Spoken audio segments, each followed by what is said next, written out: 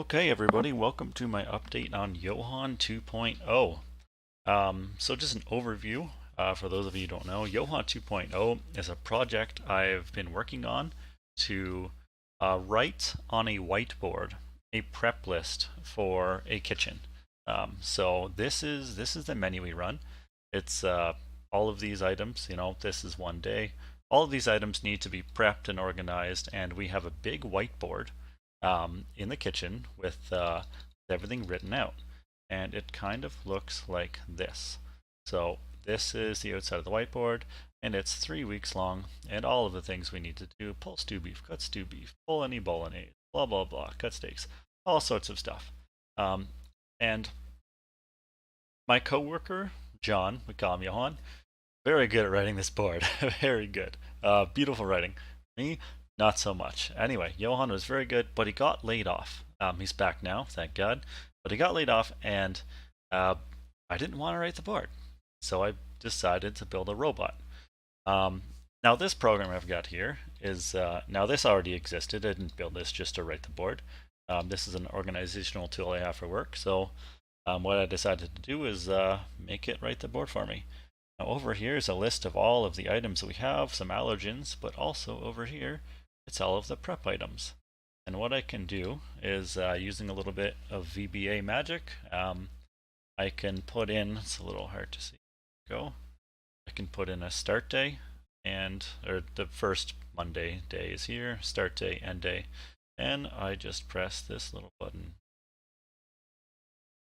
And it's going to go and pull everything for us. Now, all of this stuff is entered in manually, which is not a big deal, but what's going on here? Let's make this work properly. Just didn't see it. Go. There we go. That's better. So it goes and pulls everything for that day, and this is what I'm going to use to have the robot write out all these prep items. We can take a little quick look at the code here. And this is what it looks like just for this one. Sets up a bunch of variables and whatnot, and it just goes, for all of the prep days, offset the range, and put stuff in there, basically. So this is the code it uses to fill it in. So once that's done, the next step is this is the actual Johan 2.0 program. Now, as you can see, this is the same board. So I would copy that into here. Now I'm still testing, so I've just got the alphabet in here. But you copy whatever you want to be written into here. Now you've got different parameters. These along here are dimensions of the various columns, columns and rows here, and it totals them up. You've got some options over here like your font height and width, indent, borders, buffers, character spacing, line spacing, blah blah blah. And so that's just some kind of stuff that is used to build a code. Now all of these, every single letter, is going to have a corresponding series of codes. Now directions. Now this is actually G code. It's not perfect actually. I did screw it up, but no big deal. This is G code. CNC machines run it. Milling machines, industrial machines run off of this code, and it's just a series of coordinates. No big deal. X0, Y0, what's your origin? It's going to move up to X4 and Y12. So that's how all of these work. They're just directions. Now, what's going to happen is when I press this button, export code, it's gonna make me a list of these codes. And what it's doing is it's copying all of the codes for A. But when it's done A, it's adjusting the starting position and then copying all the codes for B, and so on. So as you can see, as X, X goes in this direction, X is 10, 14, 18, 12, 16, 21, 25. As you can see, it's moving along. And there's different parts, like G1 is a straight line, G2 is a circle. So to do that, you give it a final XY coordinates and also a center of rotation. That's what the I and J are for. And anyway, I export this, and I'm going to copy it. I put in an SD card, and I copy it over to the Arduino. Now I'll show you guys that in a bit. We're still on the desktop right now. But the Arduino is a small, tiny little simple computer, and it can run basic code. And this is what the code is for that. And I will go through this quickly. It is pretty extensive. Oh, by the way, for anybody, this is called Sublime Text, this editor here, for those of you who are interested. I love it. So yeah, you start off by including all sorts of different libraries and extras you want to add in for the code to use. You know, it's like giving it a recipe. I'm declaring physical pins because my little computer thingy has physical, like, electronic pins that they can turn on or off. That's what a microcontroller does. So I'm declaring, you know, I'm using the pins. I'm declaring a bunch of variables, and I'm doing some setup stuff like setting up my screen, setting up, you know, the way the pins are going to work. And this is setting up the dimensions of the board, my whiteboard. So that'll all be able to be changed, and I mean, it all works. If I change these, it just changed the way the machine works. So then you're going to start your main program. It actually goes to display home first, and that's a menu that you'll see on the screen. But as for the actual movement, it opens up the SD card. It's going to start reading the lines on the SD card. So this is reading the code that we made back in that Excel file. And a lot of this serial.println, this is just, you know, this actually, anything like this that's grayed out doesn't actually get processed. This is just troubleshooting stuff for me. So this opens up the file, it reads the code and saves it. So then each individual line, which has just been read up here, gets broken down. So this section is called code breakdown. And it's going to go through and it's going to like do a bunch of analysis, you know, on the way the code works, and assign numbers to, is this a G code? Is this an X code? Is it a Y? You know, the X and Y like we talked about, and then the I and J, which is the circle. And the Z one is up or down, whether my marker is going to be up or down. And that's pretty much that. That's it. So then it gets sent to Pathfinder. And the Pathfinder takes the kind of code it is and is going to do a certain thing. So if it is a 10, we'll call it G1 code. If it's G1, it's a straight line, and it's going to basically figure out how long the line needs to be, where it is. It's going to divide it by a certain resolution, which I set, and it figures how many individual little steps it needs to do to travel from point A to point B. And then it's going to basically send it to Pathwalker, do a bunch more math. Pathwalker is the one that actually moves the motor. Or if it is a G2 or G3 code, it's going to do just some calculations, the trigonometry, and figure out XY location with the length of the strings. And it's going to do a circle. So it's going to figure out the angle it starts at, the angle it finishes at, la la la la la. And same thing, regardless, it's going to send that to Pathwalker too. This is going to keep cycling every single tiny little step until that piece of code is done. So every time it's getting sent to Pathwalker. This is giving me an opportunity to use my touch screen just in case I need to update something. And then it's going to fire left, fire right, and this is just doing some positioning stuff so it remembers where it is. This is firing the motors left and right. Or sorry, this is actually. Anyway, motor spinning. It's just digital writing a pin high or low, which is going to tell a little driver to turn the motor a certain way, left or right. And that's kind of how that works. The rest of this is just, a lot of it is just math stuff, you know, working on the code. This is figuring out what degree a circle will start at. This is just more math stuff. This is starting the SD card, because I need a little code to make sure it starts. Now we're getting into display. Anytime I send a command to display, if I send a home command, it's going to display certain things on the touchscreen. And it's also going to, once it's displayed all that stuff, it's going to wait for me to touch a button. And in that case, it's going to do one of these things. And then there's more display stuff, a status bar, the option to browse the SD card, you know, a calibrate option, which I'm going to be building into it soon, and then run. This is just testing stuff, no big deal. Play, stop.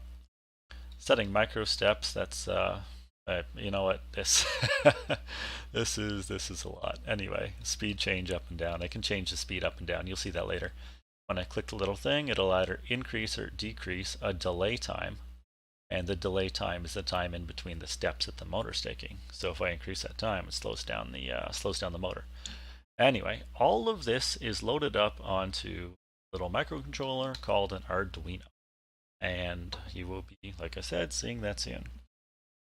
Okay, that is most of it for the coding. Now, oh, by the way, the other stuff in Excel is VBA. This is all C++, essentially. Arduino is, I think, C++. Now, the hardware. So I'm going to start with a little free program called KiCad. Now, this is a program that you can use to build little electronics boards. Sorry. And this is one, I was originally doing one where it was just too complicated. Where is it? I have an infusion. There you go. See this guy? This is an Arduino here, and this is an Arduino here. This was a previous version, and my code was so big it couldn't fit on one. So I said, okay, I'll get two. And I had them talking to each other, and it was just too much. I said, never mind.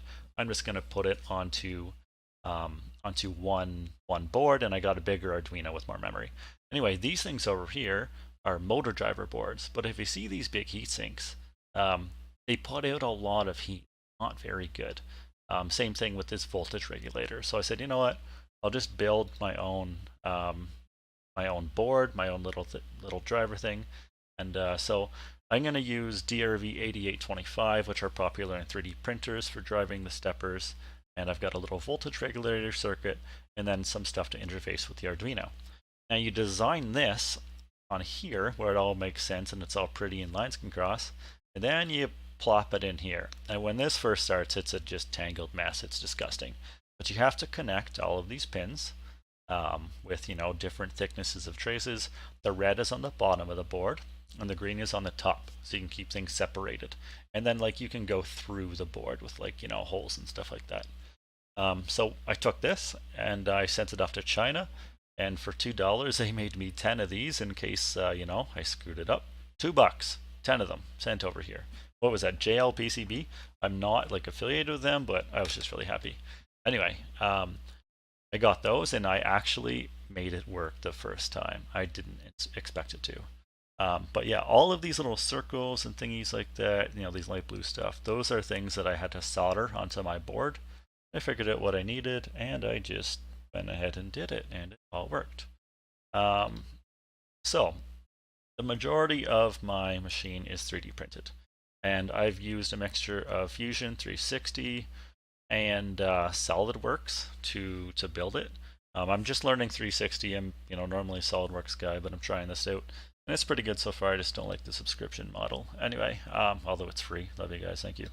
So this was the original kind of control box. I'm not doing it anymore. This is the gear that I am currently using. So if you look at it, obviously it's a gear which the motor can turn with a little spool, but it's got right here is where some fishing line will be wrapped around it, and that's how I raise and lower the marker. These are some old design iterations over, not really in use anymore. And then my stuff in SolidWorks. So this is my current. This is the marker. Okay, so how it works is the motor over here and over here has a string which it attached to here, and depending on where you pull those strings, it'll move the marker around. And these are actually on bearings. This is already assembled and working. These are bearings in here, so these things can turn. My model's broken right now, or else I would actually do it. But look, they're just broken. Anyway, those actually turn, and then this is a servo. So I can tell this thing which way to turn my little microcontroller. Oh, the Z, remember the X, Y, Z I was talking about? The Z, this would be Z1, and this would be Z2. So it knows the position, and this little thingy, obviously, raises the marker, or pushes the marker away, I should say. Pushes the marker off of the board. And that's how I either draw or don't draw. All of this stuff that's not a marker or a servo, all of this stuff is 3D printed, on my Folgertech i3 2020 3D printer, cheapest one I could possibly get, put it together myself. Works pretty good. Yeah, that's all 3D printed, and yeah, it's working pretty good so far. Okay, I think that is pretty much it for the stuff on the computer. And now I'll get out my phone with much crappier audio, and I will show you guys exactly how this thing works. Okay, everybody, we're back here in real life, and we're going to take a look at the hardware for Johan 2.0. This is the touch screen, and this is a 3.5-inch touchscreen mounted on top of an Arduino Mega. When I said I was getting another Arduino, this is what I meant. It's a little much bigger than the other one, and it's got quite a bit more storage space. Coming off over here is a SD card reader, which I put the code files on, and it can read those. And this green board here is what I was talking about when I said when I was showing you guys that I built my own board, and this is exactly it. This is a voltage regulator on here with a heatsink. These are both DRV 8825 stepper motor drivers, and then it's got you can turn this thing to kind of set the voltage. These need to run off 5 volts, so does this. Well, this does actually. These can take whatever. I have power coming from just an old salvaged power brick, and so I've got 3 output connections on here. Now these are both for the motors, one there and one there, and then this guy here is going over to the servo that is on the I don't know, the marker part. So I'm going to run this in a minute, and oh, I just want to show you this is 3D printed. This gear, those are the teeth. You can see this is the file I showed you guys, and under here, hopefully it'll capture it. You can see the small gear inside there, and that turns that, and that's how that all works. Okay, here's a closer look at the whole marker mechanism. You guys should recognize this from what I just showed you. It's all printed in black PLA. Now I'm going to run this. Right now you can go run. You can select a file. Well, this actually isn't set up yet, but that's everything that's actually on there right now. I'll go home. Is homework on this one? Uh-oh, haven't got that going yet. All right, well, hard reset. Let's try again. Yeah, definitely a lot of work to do on it. All right, so run. I think this one works. Yeah, that'll bring me back home. So run. You can see up on the top, I've got some settings here. The speed, the US means micro steps. Res is for resolution. That's how far in between little dots I want to move my thing. Now I can adjust them with this. So I'm actually going to turn the speed down because this guy's a little too fast. I think number 3 would probably run good. Let's give her a shot. And there it goes. So I think this should be doing the alphabet if it's still on there. Is this going to go? Yeah, there we go. So this is this is the Mark 1. The Mark 1 marker system. Definitely needs a lot of work. See how jiggly it is? It obviously needs quite a bit more mass to just to keep it a little more stable, and maybe some longer arms. I'm not sure, but if I actually took the time to calibrate this properly, I think I started it a little too high, so that's why it's going down this way. If I actually took the time to measure here to here and set everything up properly, it should be just fine. I've done quite a few tests where it works out perfectly. So it just said A, B, C, D, F, G, blah, blah, blah. I've still got a few code errors that I haven't fixed yet. The J has an issue. I think the H, yeah, the H should have a thing in the middle. But yeah, besides that, it's doing pretty good, I'd say. You can see how the mechanism works there. Yeah, it's fairly reliable. Oh yeah, it's fairly reliable except for this. I forgot about that. Yeah, there's some kind of code error. I don't know what I was doing there. But yeah, something about the, I think, what is it, G3? And it'll just carry on its merry way, finish up the S, and here we go. Anyway, that's that. So this is Johan 2.0, and quite a bit of work left to do. I still have to 3D print and design a whole housing for that. I have to figure out a way to make this more stable, and yeah, that's about it though. Thank you very much for taking the time to watch, and yeah, hopefully I'll see you guys next time. There we go. Have a good one.